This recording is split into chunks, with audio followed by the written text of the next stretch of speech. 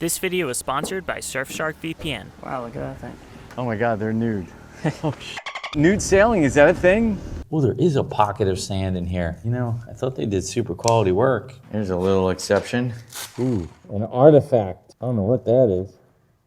We're actually able to capture the exact moment that the pipe exited the lighthouse, courtesy of our underwater pipe cam. Our mission is to save these incredible abandoned lighthouses, using new technology while preserving the history and helping the environment of the Chesapeake Bay. This is Project Lighthouse.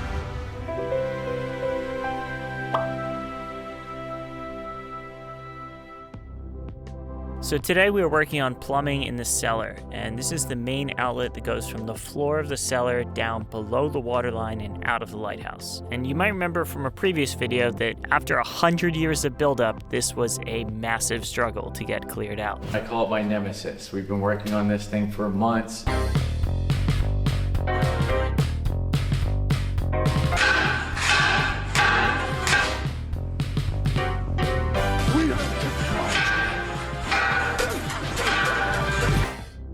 So once we cleared the main drain pipe, we then installed a smaller pipe inside of it to take our treated waste down and out of the lighthouse.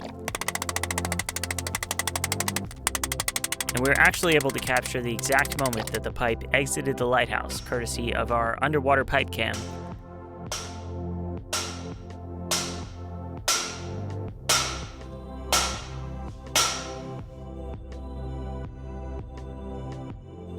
And we also captured the exact moment that a grass shrimp came by, courtesy of our underwater grass shrimp cam.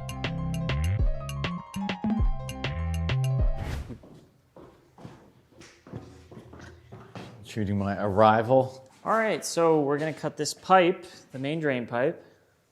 Yeah, this is the beginning of, what would you call it, our waste exits. It's the beginning of the end, the beginning of where our waste comes out of the lighthouse. So we're gonna work here, backwards and up. So we're gonna start by cutting that off and then connecting that to the PVC. All right, I'll be right back.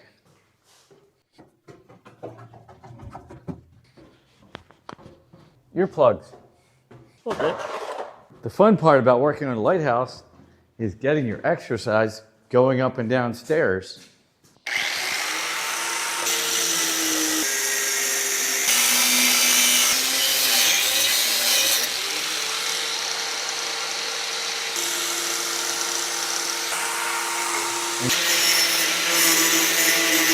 The drain pipe's going to go into the floor so we're not tripping over it, because eventually behind me is going to be a bathroom with a full shower and everything.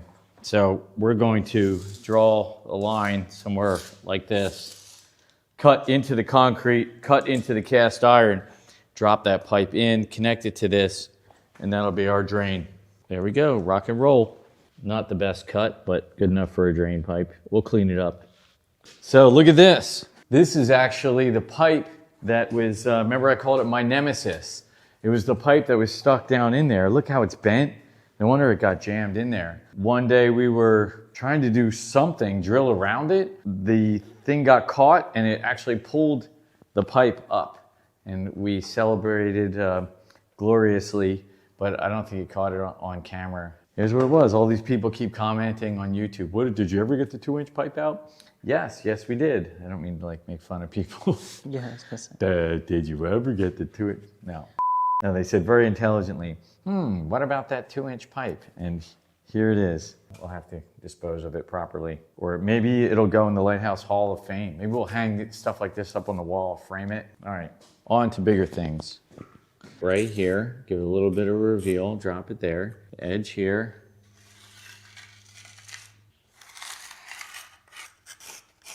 Hey, what's that shirt you're wearing? Why, I'm glad you asked. This happens to be a genuine Project Lighthouse Wolf Trap signature limited edition shirt available at our merch store. Wow, that's great. Did you know that when you purchase a product from our merch store, it supports the restoration of lighthouses? No, I didn't. Did you know how authentic this conversation sounds? Yes.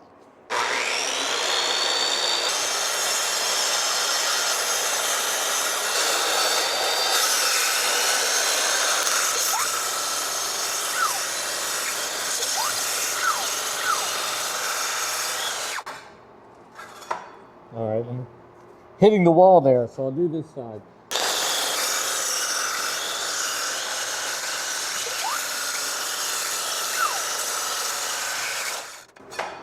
All right, so far so good. So we made our initial cuts, and now we're going to chip away the concrete, see how it breaks up. If we get lucky, it'll just kind of break up. Now, I don't want to hear anyone say that we don't use quality tools, because this is some cheap Power Glide grinder, but the handle is a genuine Makita handle.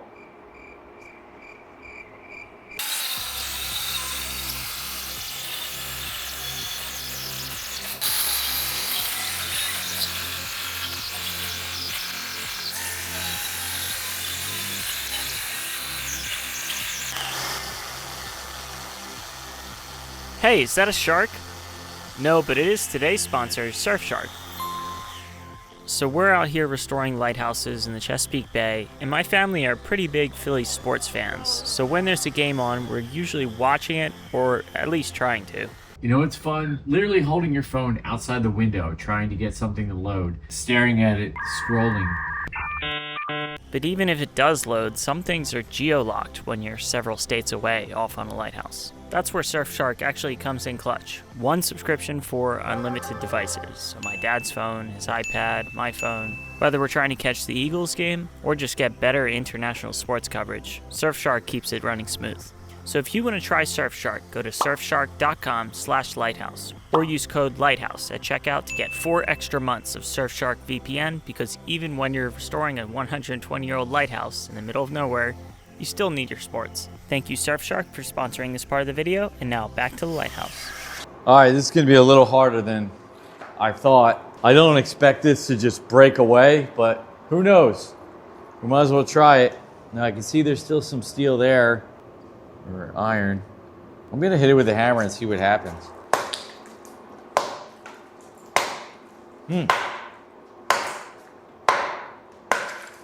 Well, it's a little better than I thought. That was just the rusted layer on top. I have no idea how thick this is. It could be just a flange sitting there, or it could be really solid all the way down. Regardless, gonna need more cutting. All right, so I'm gonna get a hammer drill and start cutting into the concrete. Ooh, nice.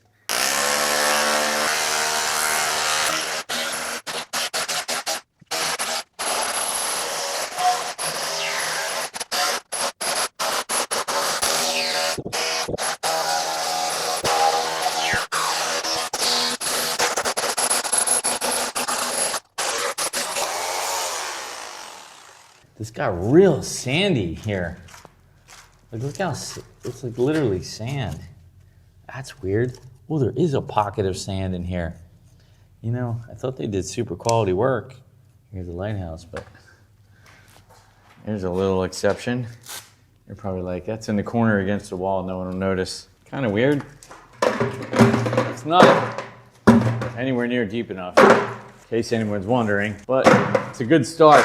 I wonder if they did like 2 layers of concrete, like some kind of rough stuff that went really deep, and then they finished, because it's finished really well on top. I wonder if they added a layer. I mean, obviously they did it in layers. They didn't pour 30 feet of concrete at one time and finish it. We're only about 1.5 inches down. We need to be a good maybe 3 inches. Ooh, an artifact. I don't know what that is.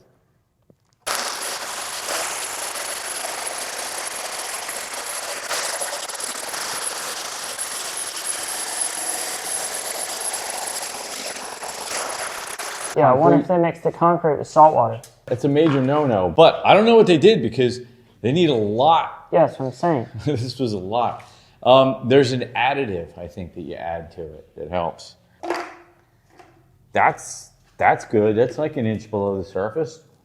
Thomas, I think we did it. Stuff's going our way. We just need to make it through that 1 inch thick iron that's under that cover there. That's gonna suck. But this will be done in a little while, another half hour or so. We're gonna have to pitch it downhill too.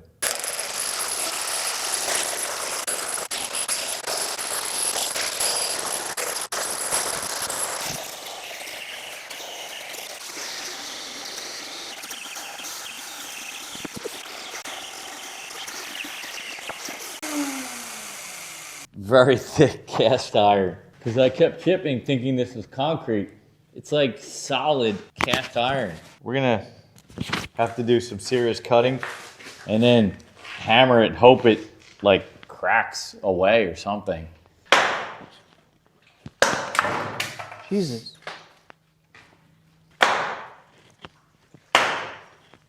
Oh my God. That is not happening. All right, new tool time. What time? New tool. Yeah. Hey, what's that on your shirt? Speaking of new tool.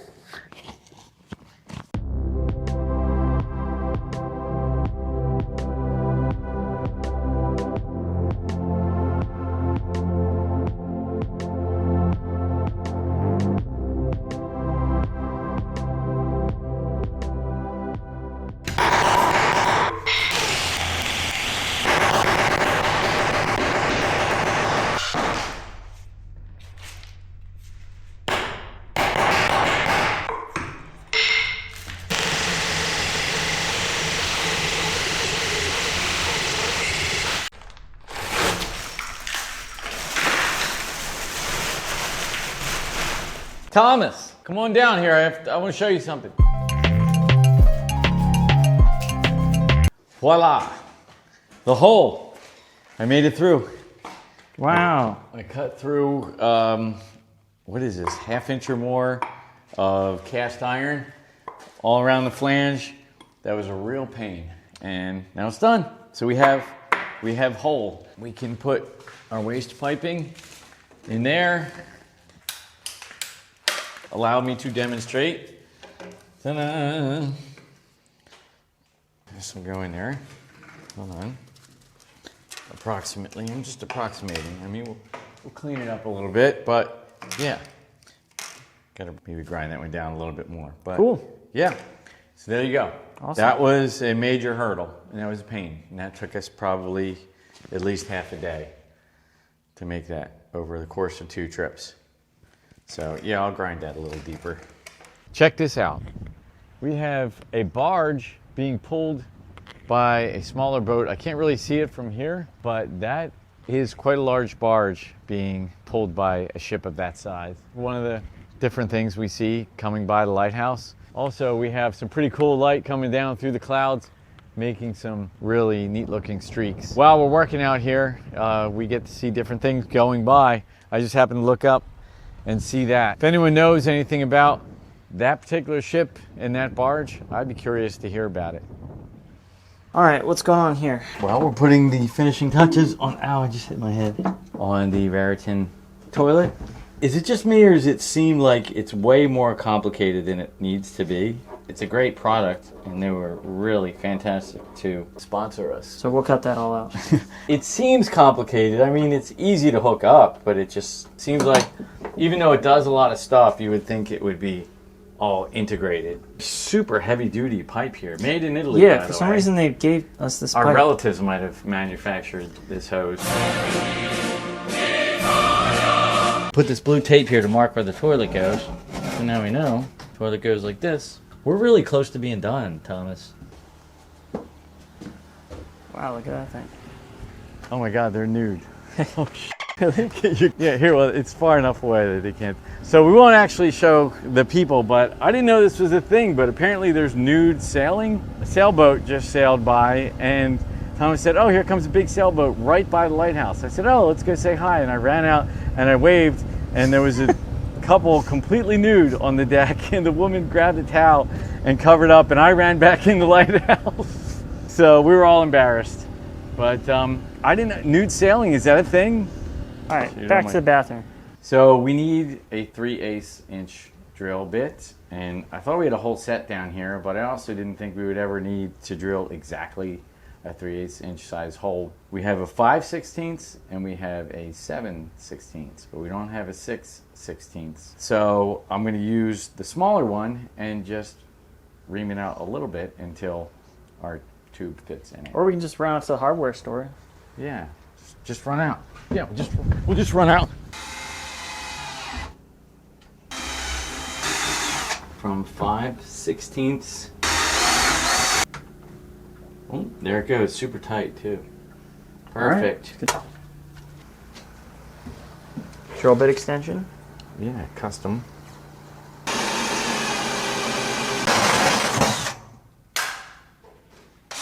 Yay! You can remove the tape just by going like this.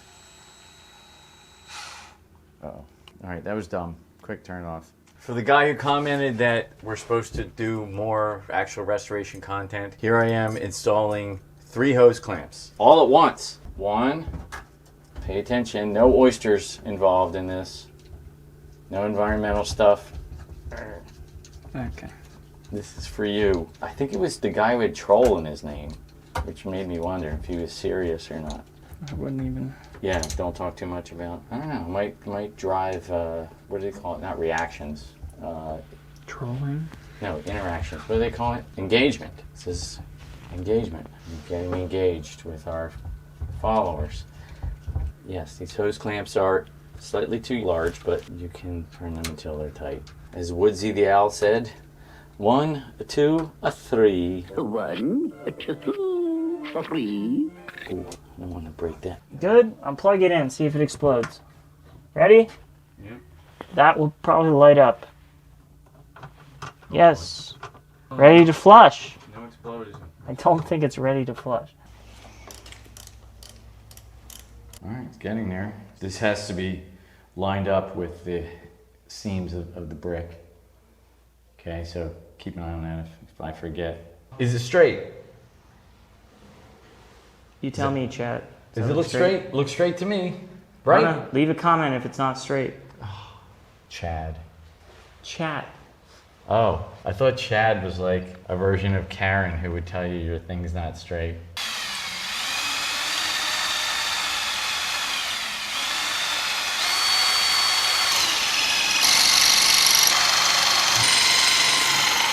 Whoa. And yes, I should be using a hammer drill.